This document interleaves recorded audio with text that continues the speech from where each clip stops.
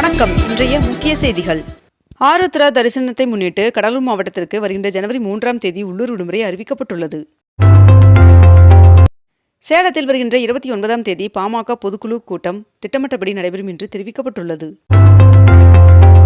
2026ஆம் ஆண்டு மே மாதம் நடைபெற உள்ள மலர் கண்காட்சிக்காக ஊட்டி தாவரவியல் பூங்காவில் நாற்று நடவு பணி நேற்று துவங்கியது. முதலமைச்சர் மு.க. ஸ்டாலின் அவர்கள் வருகின்ற 27ஆம் தேதி திருவண்ணாமலையில் வேளாண் கண்காட்சியை தொடங்கி வைக்க உள்ளார் என்று தகவல் வெளியாகியுள்ளது. கேரளாவில் ஆலப்புழா, கோட்டயம் மாவட்டங்களில் பறவை காய்ச்சல் பரவல் எதிரொலியாக தமிழக கேரளா எல்லையோர மாவட்டங்களில் கண்காணிப்பை தீவிரப்படுத்த தமிழக சுகாதாரத்துறை உத்தரவிட்டுள்ளது. கோவைக்கு கடத்தி வரப்பட்ட 1,15,00,000 ரூபாய் மதிப்பிலான 272 உயர் ரக ட்ரோன்கள் பறிமுதல் செய்யப்பட்டுள்ளது. தமிழ்நாட்டில் வடகிழக்கு பருவமழை இயல்பை விட 1% குறைவாக பெய்துள்ளதாக வானிலை மையம் தகவல் தெரிவித்துள்ளது. முதலமைச்சர் மு.க. ஸ்டாலின் அவர்கள் கள்ளக்குறிச்சி மற்றும் திருவண்ணாமலை மாவட்டங்களில் நாளை மற்றும் நாளை மறுநாள் கள ஆய்வு பயணம் மேற்கொள்ள உள்ளதாக தகவல் வெளியாகியுள்ளது.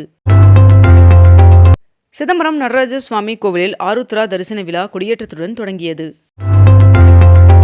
பெரியார் அவர்களின் 52வது நினைவு நாளையொட்டி முதலமைச்சர் மு.க. ஸ்டாலின் அவர்கள் பெரியார் படத்திற்கு மலர் தூவி மரியாதை செலுத்தினார். தமிழ்நாட்டில் 6 கோடி ரூபாயில் செயற்கை முறையில் நிலத்தடி நீர் நிரப்பும் திட்டம் மூலம் நிலத்தடி நீர்மட்டத்தை அதிகரிக்க திட்டமிடப்பட்டுள்ளதாக அதிகாரிகள் தெரிவித்துள்ளனர். தமிழகத்தில் சென்னை உட்பட மாநிலம் முழுவதும் கிறிஸ்துவ தேவாலயங்களில் கிறிஸ்துமஸ் பண்டிகை இன்று கோலாகலமாக கொண்டாடப்பட்டு வருகிறது. இந்தியாவின் 9 முக்கிய நகரங்களில் கடந்த அக்டோபர் முதல் டிசம்பர் காலாண்டில் வீடுகளின் விற்பனை 16% குறைந்துள்ளதாக தெரிவிக்கப்பட்டுள்ளது. 22 கேரட் ஆபண தங்கத்தின் விலை சவரனுக்கு 160 ரூபாய் அதிகரித்து ஒரு சவரன் 1,02,560 ரூபாயாகவும் 1 கிராம் 12,820 ரூபாய்க்கும் விற்பனை செய்யப்பட்டு வருகிறது. இதனைத் தொடர்ந்து வெள்ளியின் விலை கிராமிற்கு 1 ரூபாய் அதிகரித்து 1 கிராம் வெள்ளி 245 ரூபாய்க்கு விற்பனை செய்யப்பட்டு வருகிறது. தமிழகத்தில் பருவம் தவறிய கனமழையினால் பாதிக்கப்பட்ட விவசாயிகளுக்கு நிவாரணம் வழங்க தமிழக அரசு 289 கோடி ரூபாய் ஒதுக்கீடு செய்து தமிழ்நாடு அரசு அரசாணை வெளியிட்டுள்ளது. கிறிஸ்துமஸ் விடுமுறையை முன்னிட்டு சென்னையில் இன்று மெட்ரோ ரயில் ஞாயிற்றுக்கிழமை அட்டவணைப்படி இயக்கப்படும் என்று தெரிவிக்கப்பட்டுள்ளது. நாடு முழுவதும் இன்று கிறிஸ்துமஸ் பண்டிகை கொண்டாடப்படும் நிலையில் பங்குச் சந்தைகளுக்கு இன்று விடுமுறை என்று தெரிவிக்கப்பட்டுள்ளது.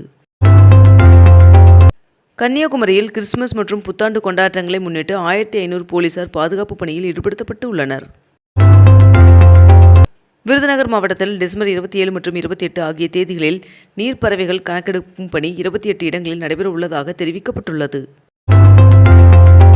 டெல்லியில் 5ஆம் கட்ட மெட்ரோ ரயில் திட்டப் பணிகளுக்கு ஒன்றிய அமைச்சரவை கூட்டத்தில் ஒப்புதல் வழங்கப்பட்டுள்ளது.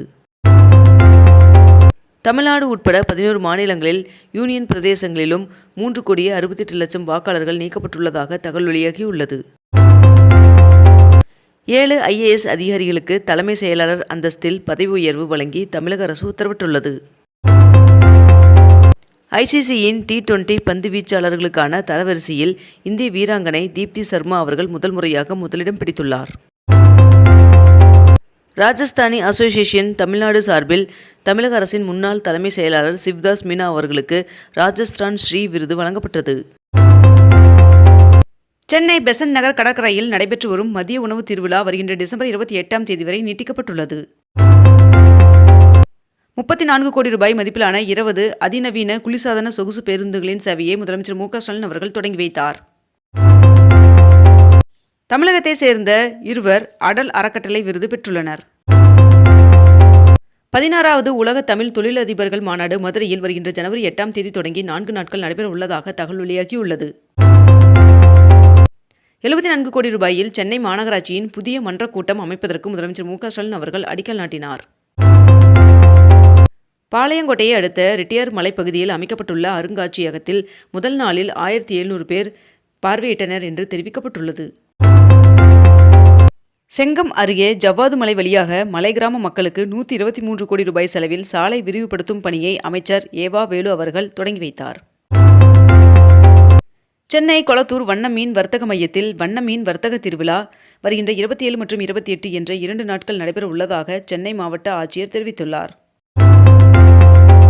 தமிழகத்தில் வாக்காளர் பட்டியலில் பெயர் சேர்த்தல், நீக்கம் மற்றும் திருத்தங்களுக்கான சிறப்பு முகாம் வருகின்ற டிசம்பர் 27, 28 மற்றும் ஜனவரி 3 மற்றும் 4 ஆகிய தேதிகளில் நடைபெற உள்ளதாக தெரிவிக்கப்பட்டுள்ளது. தமிழகத்தில் மதம் சார்ந்த கட்டிடங்களுக்கு NOC தேவையில்லை என்று முதலமைச்சர் மு.க.ஸ்டாலின் அவர்கள் தெரிவித்துள்ளார். சென்னையில் 32 கோடி ரூபாய் செலவில் புதுப்பிக்கப்பட்ட விக்டோரியா அரங்கத்தை முதலமைச்சர் மு.க.ஸ்டாலின் அவர்கள் திறந்து வைத்துள்ளார். வாக்காளர் திருத்தப் பணிகள் சென்னையில் இன்று முதல் வருகின்ற ஜனவரி 18ஆம் தேதி வரை நடைபெறும் என்று அறிவிக்கப்பட்டுள்ளது. வளிமண்டல கீழடுக்கு சுழற்சியின் காரணமாக தமிழகத்தில் பரவலாக இன்று முதல் 28ஆம் தேதி வரை மிதமான மழை பெய்ய வாய்ப்புள்ளதாக வானிலை மையம் தகவல் தெரிவித்துள்ளது. தாவேகாவின் தூத்துக்குடி மத்திய மாவட்ட செயலாளராக சாமுவேல் ராஜ் அவர்கள் நியமனம் செய்யப்பட்டுள்ளார். தமிழகத்தில் வரைவு வாக்காளர் பட்டியல் வெளியிட்டதை அடுத்து 1,53,571 பேர் இதுவரை பெயர் சேர்க்க விண்ணப்பித்துள்ளனர் என்று தெரிவிக்கப்பட்டுள்ளது. திருச்சி ஸ்ரீரங்கர் ரங்கநாதர் சுவாமி கோவிலில் சொர்க்கவாசல் திறப்பை முன்னிட்டு வருகின்ற 30ஆம் தேதி திருச்சி மாவட்டத்திற்கு உள்ளூர் விடுமுறை அறிவிக்கப்பட்டுள்ளது. சென்னை கிளாம்பாக்கத்திலிருந்து ஊரப்பாக்கம் வழியாக செட்டிப்புண்ணியம் வரை 18.4 கிலோமீட்டர் நீளத்திற்கு புதிய உயர்மட்ட விரைவு சாலை அமைக்க தமிழக அரசு அதிகாரப்பூர்வமாக அனுமதி வழங்கியுள்ளதாக தகவல் வெளியாகியுள்ளது. டெல்லியில் வருகின்ற 26ஆம் தேதி முதல் 28ஆம் தேதி வரை 5வது தேசிய மாநாடு நடைபெற உள்ளது. மேலும் இம்மாநாட்டை பிரதமர் நரேந்திர மோடி அவர்கள் தலைமை தாங்குகிறார் என்றும் தகவல் வெளியாகியுள்ளது. திருப்பதி ஏழுமலையான் சுவாமி கோவிலின் சொர்க்கவாசல் வழியாக 10 நாட்கள் 90% இலவச தரிசனத்தில் பக்தர்கள் அனுமதிக்கப்படுவார்கள் என்று தகவல் வெளியாகியுள்ளது.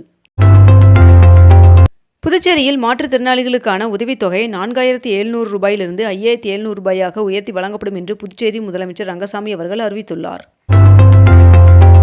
சென்னை உலக தமிழாராய்ச்சி நிறுவனத்தில் 2026ஆம் ஆண்டிற்கான ஓராண்டு கல்வெட்டியல் மற்றும் தொல்லியல் அகழாய்விற்கான பட்டய வகுப்பு 2026ஆம் ஆண்டு ஜனவரி மாதம் முதல் தொடங்கப்பட உள்ளதாக தெரிவிக்கப்பட்டுள்ளது. தமிழ்நாடு அரசு செயல்படுத்தி வரும் முத்திரை திட்டங்களின் முன்னேற்றம் குறித்து முதலமைச்சர் மு.க.ஸ்டாலின் அவர்களின் தலைமையில் ஆய்வுக் கூட்டம் நடைபெற்றது. 86 லட்சம் ரூபாய் மதிப்பீட்டில் வீடற்றோருக்கான இரவு நேர காப்பகத்தை துணை முதல்வர் உதயநிதி ஸ்டாலின் அவர்கள் திறந்து வைத்துள்ளார். செய்யாற்றிற்கு வருகின்ற டிசம்பர் 27ஆம் தேதி முதலமைச்சர் மு.க.ஸ்டாலின் அவர்கள் வருகை தர உள்ளார் என்று தெரிவிக்கப்பட்டுள்ளது. அணுசக்தி துறையில் தனியார் மற்றும் வெளிநாட்டு நிறுவனங்கள் முதலீடு செய்ய வழிவகை செய்யும் மசோதாவிற்கு குடியரசுத் தலைவர் திரௌபதி முர்மு அவர்கள் ஒப்புதல் வழங்கியுள்ளார். சென்னை சங்கமம் நம்ம ஊர் திருவிழாவை ஜனவரி 14ஆம் தேதி மாலை 6 மணிக்கு முதலமைச்சர் மு.க.ஸ்டாலின் அவர்கள் தொடங்கி வைக்க உள்ளார் என்று தகவல் வெளியாகியுள்ளது.